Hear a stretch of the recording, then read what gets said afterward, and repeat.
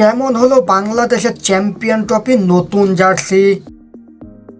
Champion trophy শুরু হতে বাকি মাত্র 3 দিন। বৈশ্বিক এই টুর্নামেন্ট শুরুর আগে ক্রিকেট প্রেমীরা অধীর আগ্রহে অপেক্ষা করছিলেন কবে প্রকাশ্যে আসবে বাংলাদেশের নতুন জার্সি।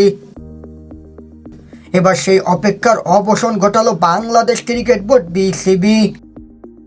উন্মোচন করা হলো চ্যাম্পিয়ন ট্রফি সামনে রেখে টাইগারদের নতুন জার্সি। রোববার সন্ধ্যা 7টার দিকে এক ভিডিও বার্তার মাধ্যমে বাংলাদেশের নতুন জার্সি সামনে নিয়ে এসেছে বাংলাদেশ ক্রিকেট বোর্ড বিসিবি। নিজেদের অফিসিয়াল ফেসবুক পেজে প্রকাশিত 1 মিনিট 12 সেকেন্ডের সেই ভিডিওতে একে একে সকল ক্রিকেটারকে নতুন জার্সিতে প্রকাশ করা হয়েছে।